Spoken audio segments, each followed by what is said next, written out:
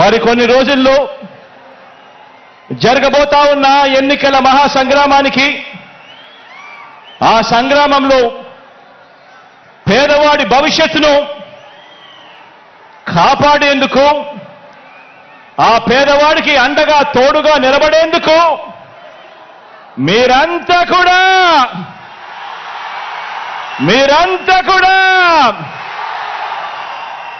సిద్ధమేనా అని అడుగుతా ఉన్నాను.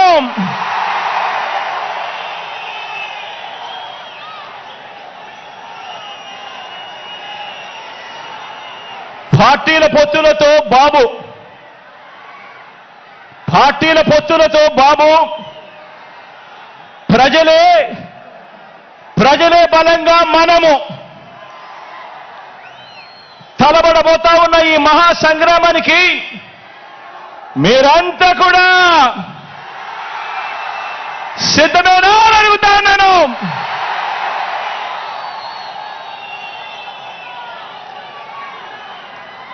జగన్ను ఓడించాలని వారు, పేదల్ని గెలిపించాలని మనం చేయబోతున్న ఈ యుద్ధంలో మరో చారిత్రక విజయాన్ని సొంతం చేసుకోవటానికి మీరంతా కూడా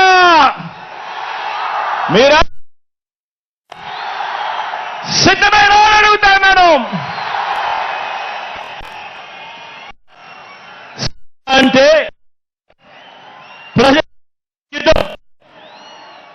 సిద్ధం అంటే ఓ ప్రజా సముద్రం. ఇప్పటికే ఉత్తరాంధ్ర సిద్ధం, ఇప్పటికే ఉత్తర కోస్తా సిద్ధం, ఇప్పటికే రాయలసీమ సిద్ధం, ఈరోజు దక్షిణ కోస్తా కూడా సిద్ధం.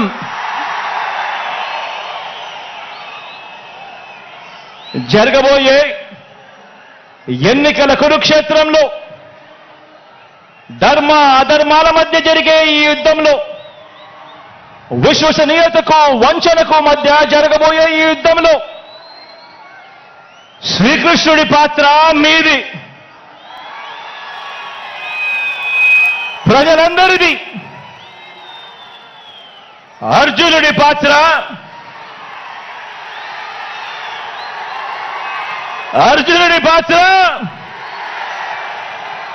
మీ బిడ్డది, మీ అన్నది, మీ తమ్ముడిది.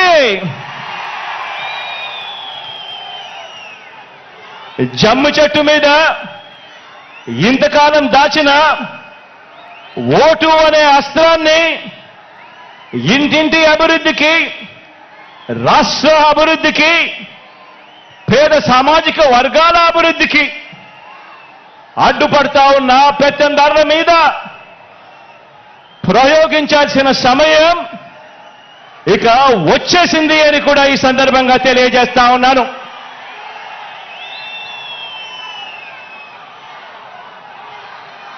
నాకు,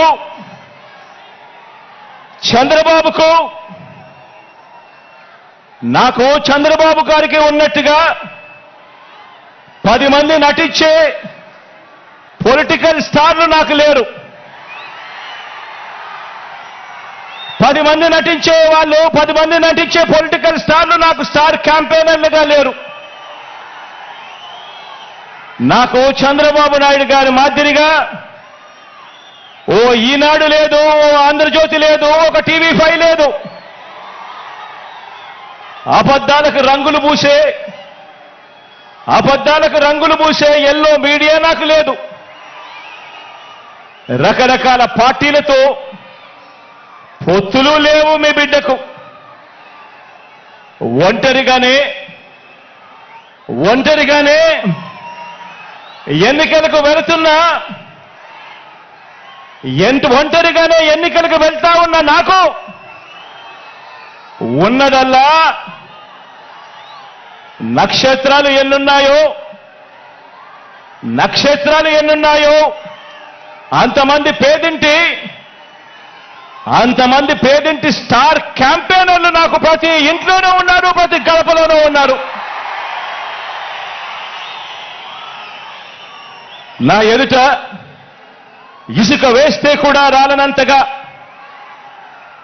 ఈరోజు ఇక్కడ ఈ కార్యకర్తలు, ఈ అభిమానులు, ఈ ప్రజానికంలో మీలో ప్రతి ఒక్కరూ కూడా మీ జగన్కు, మీ అన్నకు, మీ బిడ్డకు మీరంతా కూడా స్టార్ క్యాంపెయినర్లుగానే ముందుకు నడుం బిగించాలి అని అడుగుతా ఉన్నాను.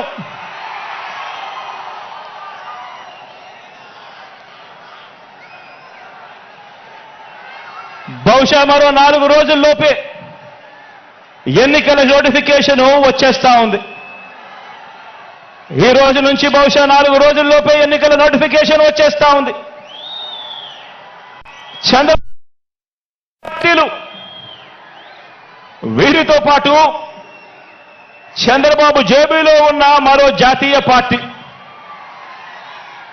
వీరంతా కూడా మన మీద, మన పేదల భవిష్యత్ మీద వీరంతా కూడా దాడి చేయడానికి రెడీగా ఉన్నారు.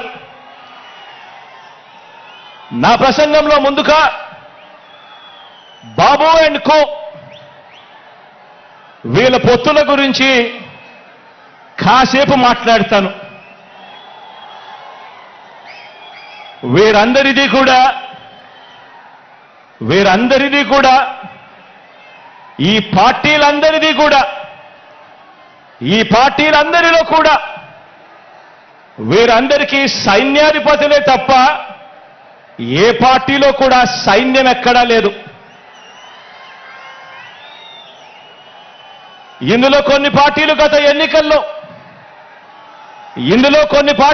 ఎన్నికల్లో నోటాకొచ్చినన్ని ఓట్లు కూడా రాని పార్టీలు, తమ స్వార్థం కోసం రాష్ట్రాన్ని అన్యాయంగా విడగొట్టిన పార్టీలు, రాష్ట్ర ద్రోహుల పార్టీలు, మరికొందరు ప్రజల చేతుల్లో చిత్తుగా ఓడిపోయిన పార్టీలు, ఓడిపోయిన వ్యక్తులు. ఇటువంటి వారందరూ కూడా మనకు పోటీగా అటువైపున ఉన్నారు. మనం 5 కోట్ల ప్రజల అండదండలతో ఇంటింటికి మంచి చేసి మనం ఈరోజు సిద్ధమని అంటా ఉంటే, వారి వెనుక ప్రజలు లేరు కాబట్టి, చేసిన మంచి చెప్పుకునే పరిస్థితి లేదు కాబట్టి, 6 డజన్ పార్టీలతో, 6 డజన్ ఎల్లో మీడియా సంస్థలతో, పొత్తులతోనూ, ఎత్తులతోనూ, జిత్తులతోనూ ఎక్కే గుమ్మం దిగే గుమ్మంగా వారు రాజకీయం నడుపుతా ఉన్నారు. ఒకప్పుడు ఇదే చంద్రబాబు నాయుడు గారి నోట్లో నుంచి మాటలు వచ్చేటివి, జాతీయ రాజకీయాలను తానే ఏలానని, స్టీరింగ్ కమిటీ చక్రం తానే తిప్పానని, ప్రధానుల్ని, రాష్ట్రపతుల్ని తానే నిర్ణయించానని ఒకప్పుడు ఇదే చంద్రబాబు ఊదరగొట్టేవాడు. ఈ రోజున ఏపీలో మనందరి ప్రభుత్వం చేసిన ఇంటింటి అభివృద్ధి వల్ల, ఇంటింటికి చేసిన మంచి వల్ల మనకున్న ప్రజాబలం ముందు నిలబడలేక, మనతో నేరుగా తలబడలేక, ఏపీలో తన సైకిల్ చక్రం తిరగటం లేదని ఢిల్లీకి వెళ్లి దత్తపుత్రుడితో కలిసి పడిగాపులు కాసి ఢిల్లీలో మోకరిల్లుతా ఉన్న పరిస్థితులు ఈరోజు చంద్రబాబు నాయుడు గారి పరిస్థితి. ఆలోచన చేయమని అడుగుతా ఉన్నా. కేవలం జగన్ ఒకడు ఇటువైపున, జగన్ వల్ల మంచి జరగకపోయిందంటే ప్రతి ఇంటికి, జగన్ గన తన మేనిఫెస్టోలో చెప్పిందంతా కూడా తాను చేయకపోయిందంటే, జగన్ అనే ఒకే ఒక్కడు చంద్రబాబు నాయుడు గారి గుండెల్లో రైళ్లు పరిగెత్తించుకొని పోయింటే,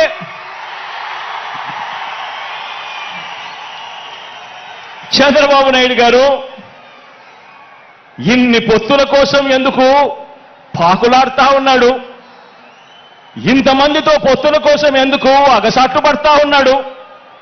ఎందుకు ఢిల్లీ దాకా వెళ్ళి అక్కడ మోకరిల్లుతా ఉన్నాడు? దీనికి కారణం చిత్తశుద్ధితో, నిజాయితీతో మనం చేసిన మంచి, అన్ని వర్గాల మీద మనం చూపించిన కమిట్మెంట్.